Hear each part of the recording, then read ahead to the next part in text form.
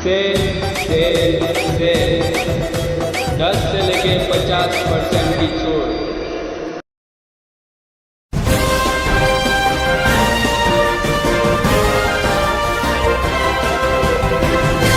मानव समाचार, मानवता के हक में।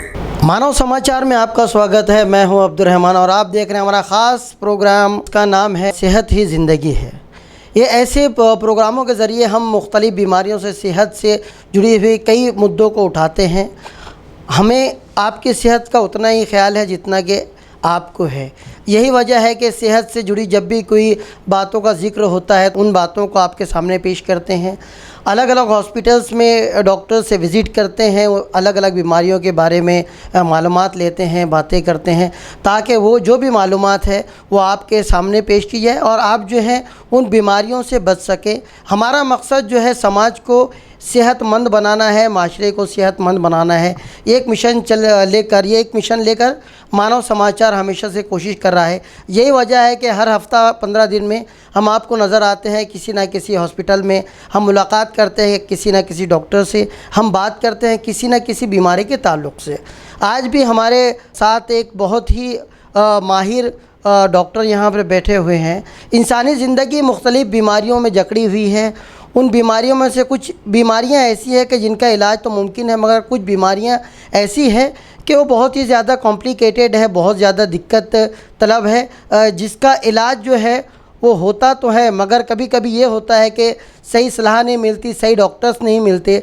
और ये होता है कि जब तक बीमारी पता चलती है और जब तक सही डॉक्टर्स का हमको पता चलता है तब तक वो बीमारी जो है बहुत ज़्यादा बढ़ जाती है और बाज़ औक़ात जो है लोगों के पास जो है वो पैसों की भी कमी हो जाती है और बीमारी इतनी बढ़ जाती है कि उन बीमारियों से निकलना मुश्किल हो जाता है।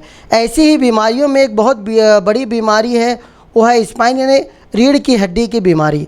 ये जो है एक आम बीमारी बन चुकी है। अब उसके पीछे वजह क्या है वो भी हम जो है हमारे साथ जो डॉक्टर यहाँ पर मौजूद हैं उससे भी पूछेंगे। मालेगांव शहर मज़दूरों का शहर है, यहाँ पर पावर लूम पर मज़दूर काम करते हैं।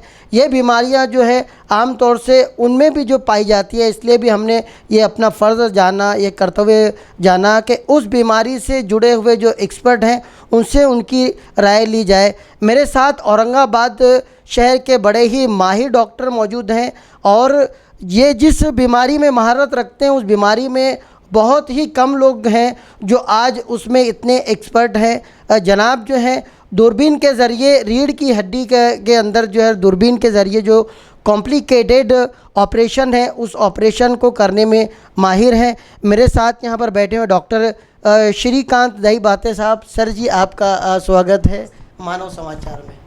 सर जी सबसे पहले तो मैं चाहूँगा कि एक सेल्फ इंट्रोडक्शन जो है वो आप हमारे जो देखने वाले हैं, हमारे जो दर्शक हैं उनको दीजिए। जी नमस्ते, मेरा नाम डॉक्टर श्रीकांत दहीबाते है। पिछले 4 सालों से मैं औरंगाबाद में डॉक्टर हेडगेवार हॉस्पिटल में स्पाइन सर्जरी यानी रीढ़ के हड्डी का स्पेशलिस्ट बोल के काम कर रहा हूँ। मेरा MBBS एजुकेशन हुआ है नांदेड़ में, उसके बाद MS ऑर्थोपेडिक्स में मैंने महारत हासिल की है जो जबलपुर मध्य प्रदेश से की है। उसके बाद रीढ़ की हड्डी में मैंने बहुत सी जगह से महारत हासिल की है, जहां अहमदाबाद में मैंने 1 साल रीढ़ की हड्डी में महारत हासिल की है। उसके बाद बाहर देशों में भी, जहां जैसे कि जर्मनी में मैं 1 महीना था, जहां पे दूरबीन से कैसे रीढ़ की हड्डी का ऑपरेशन किया जाता है उसमें महारत हासिल की है। और वैसे ही साउथ कोरिया में भी कुछ दिनों तक हम थे, जहां हमने दूरबीन से कैसे ऑपरेशन करना है इसकी महारत हासिल की है। तो वो होने के बाद से पिछले 4 सालों से मैं हेडगेवार रुग्णालय में, हेडगेवार हॉस्पिटल में रीढ़ की हड्डी के ऑपरेशन का स्पेशलिस्ट बोल के काम कर रहा हूँ। तो एक अच्छा खासा तजुर्बा जो हमारे देश से में भी और विदेश में भी जो तकनीक इस्तेमाल इस वक्त की जा रही है उस बीमारी को लेकर, उसमें जो है काफ़ी माहिर हो चुके हैं और अब तक जो है कई लोग जो हैं अलग अलग रीढ़ के ताल्लुक़ से जो भी बीमारियां हैं उन बीमारियों में अभी तक शिफा पा चुके हैं, उनको फ़ायदा मिल चुका है, उनको लाभ मिल चुका है। सर रीढ़ की हड्डी की बीमारियों के बारे में हम बात करें तो किस किस्म की कौन कौन सी बीमारियां होती हैं? आमतौर पर रीढ़ की हड्डियों की बीमारियों में सबसे ज़्यादा जो बीमारियां पाई जाती है वो जो उम्र की वजह से रीढ़ की हड्डियों में जो घिसाव होता है उस वजह से जो रीढ़ की हड्डी की बीमारियां होती है वो 90% जो पेशेंट होते हैं वो इस बीमारी के होते हैं। और बाकी जो बचे हुए 10% है उसमें रीढ़ की हड्डी का इन्फेक्शन लीजिए, या रीढ़ की हड्डी के कैंसर जिसमें ट्यूमर भी हम उसको बोलते हैं, रीढ़ की हड्डी का ट्यूमर होना, या फिर किसी के एक्सीडेंट की वजह से रीढ़ की हड्डी टूटना, ऐसी बीमारियाँ आती है। मगर सोचा जाए तो 90% जो पेशेंट्स होते हैं वो उम्र की वजह से जो रीढ़ की हड्डी की बीमारियाँ होती है वही होते हैं। अब दूसरा सवाल इसमें ऐसा है कि किस उम्र में रीढ़ की हड्डी की बीमारियाँ होती है। तो आम तौर पे हम, जैसे मैंने पहले ही कहा कि 90% जो बीमारियाँ हैं वो उम्र की वजह से होती है। तो बात यही है कि जिनकी उम्र 40 के बाद होती है उनमें ये रीढ़ की हड्डी की बीमारियां ज़्यादा पाई जाती है, मगर ये उम्र की बीमारियां हैं जो 40 के बाद पाई जाती है। मगर बहुत सी ऐसी बीमारियां हैं जो 40 के पहले भी रीढ़ की हड्डी में पाई जाती है, जैसे कि सादी कमर दुखी हो, कमर दर्द हो, या गर्दन का दर्द हो, काम की वजह से होने वाली बीमारियां है, या फिर देखा जाए तो इन्फेक्शंस वगैरह जो रीढ़ की हड्डी में होते हैं वो भी आजकल कम उम्र के लोगों में पाए जाते हैं। या फिर आजकल जो लाइफस्टाइल में चेंजेस आ गए, जो आजकल नौजवानों को कंप्यूटर के ज़्यादा काम से या फिर बैठने के ज़्यादा काम से या फिर एक्टिविटीज़ कम होने के कारण भी बहुत कम उम्र के लोगों में, जहाँ तक हमने देखा है कि 10 साल से लेकर 25 साल की उम्र तक भी रीढ़ की हड्डी की बीमारियाँ बहुत ज़्यादा पाई जाती है। उनकी पढ़ाई की वजह से हो, कंप्यूटर के काम की वजह से हो, या फिर मोबाइल का बहुत ज़्यादा यूज़ करने की वजह से हो, या फिर खेल कूद में कमी आने की वजह से हो। तो इन सब कारणों से जो पहले ऐसा सोचा जाता था कि ये बीमारियाँ ज़्यादा उम्र में होती हैं, मगर वो आज ऐसा देखा जा रहा है कि वो चेंज होता जा रहा है। ये बीमारी अब कम उम्र में भी होने लगी है। अच्छा, इसके पीछे कुछ ग़िज़ा का भी कोई हाथ है? जैसे पहले के जो वक्त था, उस वक्त की जो ग़िज़ा थी, जो हम खाना खाते थे, जिसको कहते हैं पौष्टिक आहार, क्या आज के दौर में वो पौष्टिक आहार जो पहले के लोगों में मिलता था वो मिलना कम हो गया है, बंद हो गया? उसके पीछे भी शायद ऐसा कोई कारण है? ये कारण है, जो बहुत सारे कारण हैं उसमें से ये कारण है, क्योंकि ये आजकल ऐसा पाया गया कि हाई प्रोटीन डाइट लोग नहीं लेते। सो खाने में भी मिलावट आ चुकी है, और हमारी मसल्स यानी मांसपेशियाँ अच्छी रहने के लिए या हड्डियाँ अच्छी रहने के लिए कहीं तो हाई प्रोटीन डाइट की ज़रूरत होती है, जो आजकल बच्चों में नहीं पाई जाती है, फिर आजकल लोग लेते नहीं है। तो वो एक कारण है। बट सबसे इम्पोर्टेंट कारण जो है वो हमारे काम में जो बदलाव आया है वो सबसे इम्पोर्टेंट रीज़न है, ना कि खाना। खाने की वजह से इसमें ज़्यादा फ़र्क नहीं पड़ता है, मगर हमारे जो रहन सहन, हमारा जो काम करने का तरीका, या फिर कोई भी काम हो, उसमें फिर कंप्यूटर काम हो या फिर आपका लेबर वर्क हो, वो काम करने के तरीके की वजह से या गलत तरीके की वजह से मैं कहूँगा कि रीढ़ की हड्डी की बीमारियाँ बढ़ती जा रही है धीरे धीरे। ये जो शुगर के पेशेंट हैं, शुगर के पेशेंट में भी इस तरह की बीमारी बहुत ज़्यादा असर अंदाज होती है, बहुत ज़्यादा इन्फेक्टेड करती है शुगर के मरीज़ों को। आप क्या कहना चाहेंगे उस बारे में कि शुगर के पेशेंट जो हैं उनको किस किस्म की दिक्कतों का सामना करना पड़ता है, और अगर किसी में है तो उनको किस तरह की एहतियात करनी चाहिए? देखिए, शुगर के जो पेशेंट होते हैं उनमें हीलिंग पावर यानी बीमारी ठीक होने की जो पावर होती है वो कम होती है, और आमतौर पर आप देखेंगे तो शुगर के पेशेंट का वेट भी ज़्यादा होता है। आमतौर पे अगर आप 10 पेशेंट लेते हैं जिनमें शुगर है, तो आप देखेंगे कि 8 पेशेंट जो होते हैं उनका वेट ज़्यादा होता है। तो ये जो वेट बढ़ा हुआ वेट है वो डायरेक्टली आपकी रीढ़ की हड्डी पे बोझ डालेगा, ये आपकी रीढ़ की हड्डी पे और घुटने पे बोझ डालता है। तो जाहिर सी बात है कि जिनमें डायबिटीज़ होता है उनमें रीढ़ की हड्डियाँ होने बीमारी होने के चांसेस बहुत ज़्यादा होते हैं, और उनकी हीलिंग पावर कम होने की वजह से जो रिज़ल्ट्स आप में आते हैं इलाज के, वो रीढ़ की हड्डियों की बीमारी के पेशेंट में नहीं आते। तो स्ट्रिक्टली शुगर कंट्रोल करना या फिर बार बार डॉक्टर को दिखाना, हर 3 महीने में अपने शुगर करना, ये उनके लिए बहुत ज़रूरी है। और सबसे ज़रूरी है कि उनकी वेट पे कंट्रोल रहे, क्योंकि जितना ज़्यादा वेट बढ़ेगा उतना आपकी रीढ़ की हड्डी पे जो उसका फ़र्क पड़ेगा वो बढ़ता जाएगा। अच्छा, स्पाइन सर्जरी को लेकर एक भय और एक डर लोगों में पाया जाता है, क्योंकि बड़ी कॉम्प्लिकेटेड ऑपरेट होता है, और हमने देखा है कि कभी कभी इसके जो रिज़ल्ट जो हैं वो बहुत ही अलग हो जाते हैं कि आदमी जो है काम करने और उसके शरीर जो है वो काम करने के काबिल नहीं होता। बहुत सारी जो है कॉम्प्लिकेशन है। फिर भी आपने जो है इतनी कॉम्प्लिकेटेड सब्जेक्ट को आपने चुना और उसमें जो आप काम कर रहे हैं, आप जो ये भय का जो वातावरण है लोगों को, आप क्या कहना चाहेंगे कि कितने % लोगों का जो है डर वो सही है, और क्या इस तरह की बीमारियों में अगर है तो ऑपरेट लोगों को करवाना चाहिए, एक्सपर्ट्स की राय लेना चाहिए, उस बारे में आप क्या कहना चाहेंगे? बहुत अच्छा सवाल पूछा आपने। तो इस सवाल के मैं 2 तरीके से जवाब देना चाहूँगा। पहला तो आपने जो बोला है वो सही है। समाज में रीढ़ की हड्डी के ऑपरेशन के बारे में बहुत सारी अफवाहें हैं। मैं इनको अफवाहें कहूँगा क्योंकि ये सही नहीं है। तो लोगों में ये अफवाह होती है कि रीढ़ की हड्डी का ऑपरेशन करने के बाद आपको चलना नहीं आएगा, काम करना नहीं आएगा, घर पे बैठना पड़ेगा। तो इसका एक लाइन में जवाब दूंगा, ऐसा कुछ भी नहीं है। हाँ, ये चीज़ें होती थी, एक 30-40 साल पहले ये चीज़ें होती थी, मगर इसमें गलती किसी की नहीं थी, इसमें गलती थी टेक्नोलॉजी की। उस समय टेक्नोलॉजी अवेलेबल नहीं थी। सो ऑब्वियसली जब टेक्नोलॉजी अवेलेबल नहीं होती है तो जो आपके पास है उससे सर्जरी होती थी। तब बड़ी बड़ी सर्जरीज होती थी।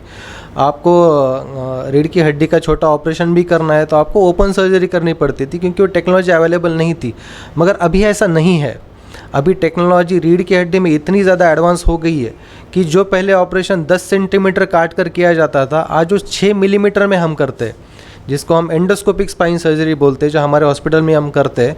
वो सबसे लेटेस्ट टेक्नोलॉजी है जिसमें सिर्फ 6 मिलीमीटर का चीरा लगा के आपकी सर्जरी की जाती है। सर्जरी के 4 घंटे बाद आप चलने लगते हैं और सर्जरी के 12 घंटे में आप घर चले जाते हो डिस्चार्ज करके। तो ऐसा नहीं है, जो चीज़ें पहले थी वो अब बहुत बदल चुकी है। ना कि रीढ़ की हड्डी की स्पेशलिटी, हर स्पेशलिटी में टेक्नोलॉजी बहुत आगे निकल चुकी है। भारत अब पीछे नहीं है। इंडिया में अब यूएसए के अकॉर्डिंगली और उनके इक्वल हम टेक्नोलॉजी का यूज़ करने लगे हैं, क्योंकि लोगों की डिमांड है कि टेक्नोलॉजी का आप यूज़ करो। तो सारे हॉस्पिटल्स टेक्नोलॉजी ला रहे हैं और उससे बहुत जो पेशेंट्स हैं उनका फ़ायदा हो रहा है। तो मैं ये कहूँगा कि डरने वाली कोई भी बात इसमें नहीं है। रीढ़ की हड्डी का कोई भी आप ऑपरेशन करते हो, कहीं पे भी करते हो, तो हर जगह अब टेक्नोलॉजी का यूज़ बहुत अच्छे से होने लगा है। और आज तक मेरी प्रैक्टिस में तो मैंने अभी मेरे हॉस्पिटल में मैंने अराउंड 500 केसेस किए पिछले 4 सालों में। मैंने तो ऐसा कोई पेशेंट नहीं देखा है कि ऑपरेशन के पहले वो अच्छा था और ऑपरेशन के बाद उसकी ताकत चली गई है। ऐसा होता नहीं है और होने का कोई रीज़न भी नहीं है। ये हो गया एक पार्ट। और दूसरा पार्ट जो है कि लोगों में ये सर्जरी के लिए डर क्यों बैठा है, तो उसका भी एक कारण है। होता ऐसा है कि जो लोगों में अफवाहें फैली है रीढ़ की हड्डी के बारे में, तो लोग, अगर मैं ऑपरेशन बोलता हूँ, किसी को एडवाइस करता हूँ, तो लोग उसे नज़रअंदाज करते हैं और लोग 4 जगह और जाके देखते हैं कि कोई ऐसा डॉक्टर मिलेगा क्या जो बोलेगा ऑपरेशन नहीं करना है।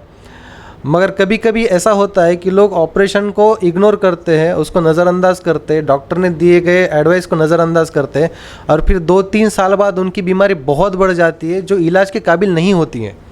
तो ऐसे में अगर कोई ऑपरेशन भी करता है तो उसको जो रिज़ल्ट आना होता है वो नहीं आता है। तो फिर पेशेंट्स को ऐसे लगने लगता है कि हमने तो ऑपरेशन किया है मगर ये ऑपरेशन फेल हुआ है, इसका रिज़ल्ट नहीं आया है। बल्कि इसके लिए पेशेंट खुद जिम्मेदार होते हैं कि जिस समय ऑपरेशन करना चाहिए, जिस समय किसी भी बीमारी का, रीढ़ की हड्डी का नहीं, कोई भी बीमारी आप लो, हर बीमारी का एक पीरियड होता है कि आपको उसमें इसका इलाज करना चाहिए। जैसे कि आप कोरोना की बीमारी ले लो, आप अगर पहले दिन दूसरे दिन उसका इलाज नहीं करोगे, 15वें दिन इलाज करोगे तो हो सकता है वो इलाज के बाहर चली जाए। तो वैसे ही रीढ़ की हड्डी में भी होता है कि अगर डॉक्टर आपको बोलते हैं ऑपरेशन की ज़रूरत है तो ऑब्वियसली वो कुछ सोच समझ के ये आपको बोलते हैं, तो उस समय आपने कर लेना चाहिए। हाँ, भले ही आप 2 ओपिनियन लो, भले ही आप 3 ओपिनियन लो, मगर आप ऑपरेशन कर लीजिए। आप नहीं करते तो 4-5 साल बाद आपकी बीमारी बहुत बढ़ जाती है, हाथों में पैरों में कमज़ोरी आ जाती है, आप चल भी नहीं सकते, आप पलंग पे लेटे हुए हैं। इस समय ऑपरेशन करने के बाद ऑब्वियसली फ़ायदा नहीं होता है पेशेंट को, और तब पेशेंट को लगता है कि ऑपरेशन करने के बाद मेरा ऑपरेशन फेल हो गया। मगर इसके लिए पूरी तरह से जिम्मेदार वो पेशेंट होता है जिसने समय पे इसका इलाज नहीं किया है। तो ये जो डर लोगों में आया है, वो डर आने का ये भी कारण है कि लोग समय पे इलाज नहीं करते हैं, बहुत देर होने के बाद इलाज करते हैं। अच्छा, स्पाइन सर्जरी में अब जो लेटेस्ट टेक्नोलॉजी यूज़ हो रही है ऑपरेशन के ताल्लुक से, या मनके में जो गैप हो जाते हैं, गद्दी वगैरह घस जाती है, उसके लिए अब कौन कौन सी टेक्निक्स इस्तेमाल हो रही है, उसका इलाज का अब तरीका क्या है, थोड़ा सा उस बारे में आपसे जानना चाहेंगे। देखिए, अभी जैसे टेक्नोलॉजी की हमने बात की कि रीढ़ की हड्डी में टेक्नोलॉजी बहुत एडवांस हो चुकी है। तो पहले जैसे ओपन सर्जरीज होती थी कि चीरा दे के सर्जरी की जाती थी, तो आजकल उसके जो प्रमाण है बहुत कम हो चुका है।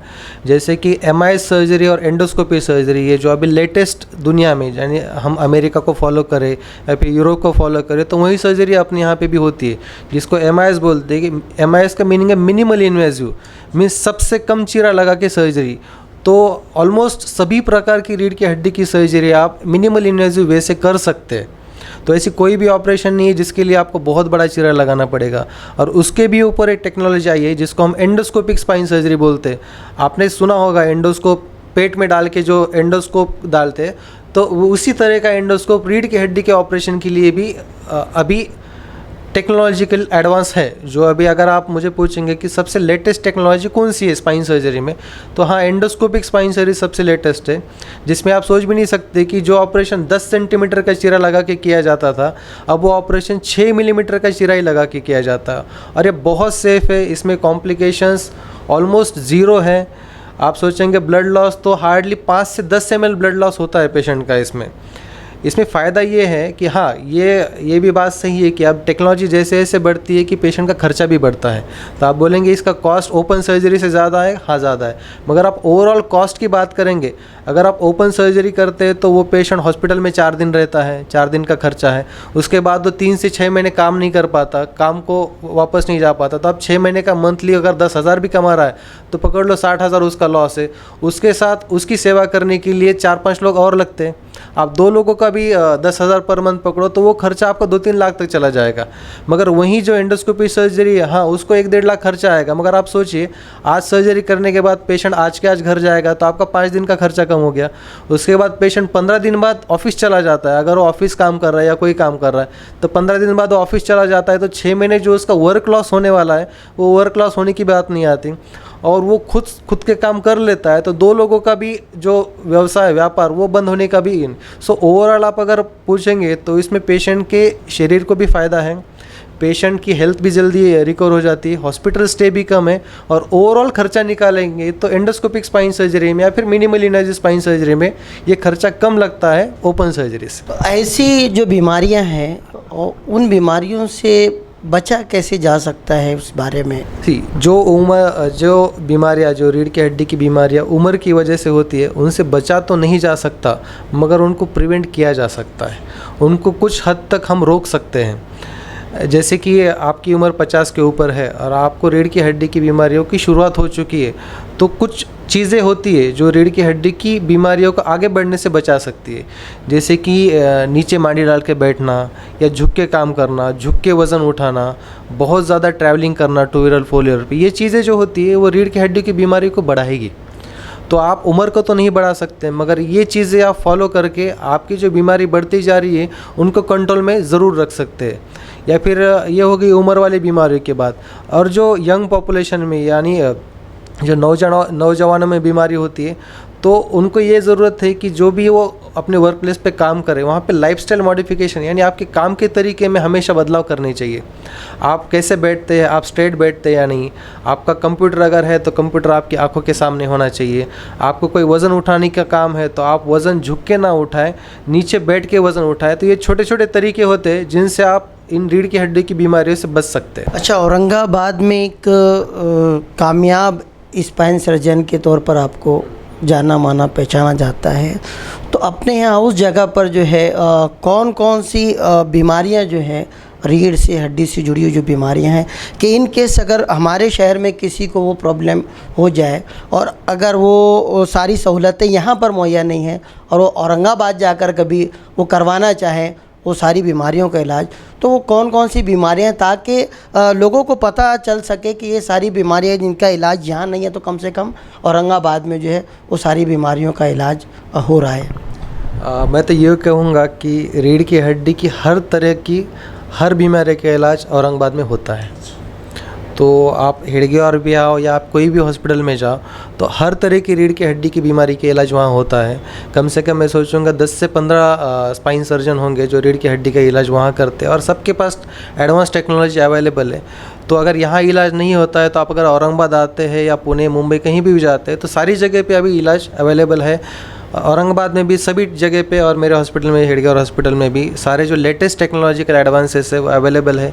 वो ट्यूमर हो, फ्रैक्चर हो, रीढ़ की हड्डी का टीबी हो या रीढ़ की हड्डी के नस दबने के जो आप बोले गैप, वैसे कोई बीमारी हो तो सारी बीमारियों का इलाज आजकल होता है। इन बीमारियों में जैसा कि गवर्नमेंट के अलग अलग जो है स्कीमें हैं, तो अपने हॉस्पिटल से भी कुछ ऐसी स्कीमें हैं क्या इस तरह के, जैसे मालेगांव शहर जो है वो मज़दूरों का शहर है, तो यहाँ पर यहाँ का जो तबका है वो इतना ज़्यादा जो है वो अफोर्ड नहीं कर पाता, रोज़ खाने कमाने वाला आदमी है, तो कभी किसी को ऐसी बीमारी हो जाए तो गवर्नमेंट से कैसे लोग जो है वो लाभ उठा सकते हैं, फ़ायदा उठा सकते हैं आपके हॉस्पिटल द्वारा, एक वो चीज़ भी आपसे जानना चाहेंगे। हाँ, ज़रूर। जिनके पास राशन कार्ड होता है या फिर बिलो पॉवर्टी लाइन जो लोग होते हैं, उनके लिए हॉस्पिटल में सुविधा है, और जो गवर्नमेंट की योजनाएं होती है वो गवर्नमेंट की योजनाएं भी हॉस्पिटल में अवेलेबल है। ये सवाल मैंने इसलिए भी किया है कि बहुत सारे हमारे जो दोस्त हैं, बहुत सारे हमारे शहर के लोग जो हैं वो घबराते हैं कि पता नहीं वहाँ जाएंगे तो कितना खर्च होगा, क्या होगा, गवर्नमेंट की स्कीम वहाँ पर लागू है या नहीं है। तो ये सवाल इसलिए भी सर से जानना ज़रूरी था। मैं आपको बताता चलूँ कि सर जो है हर महीने के सेकंड संडे बालाजी हॉस्पिटल यहाँ पर आते हैं। बालाजी हॉस्पिटल मालेगांव के मशहूर ऑर्थोपेडिक जो है तेलरांदे सर, उनका हॉस्पिटल है।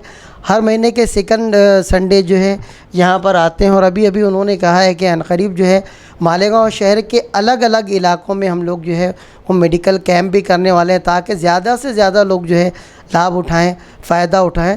तो ऐसा कोई भी कैंप होगा तो मानव समाचार आपको बताता रहेगा, सूचित करता रहेगा, और आपको हड्डियों से जुड़ी हुई जो भी बीमारी होगी उस वक्त जो भी ये मेडिकल कैंप अरेंज होगा आप वहाँ जाकर उसका लाभ उठा सकते हैं। सर, आपने मानव समाचार से बहुत सारी बातें की।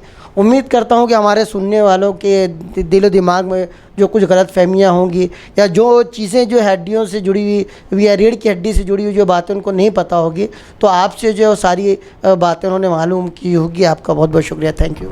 थैंक यू, धन्यवाद। ये था हमारा ख़ास प्रोग्राम। उम्मीद करते हैं कि हमारे सुनने वाले जो भी दर्शक हैं, देखने वाले जो नाज़रीन हैं, उनको ये प्रोग्राम बहुत पसंद आया होगा।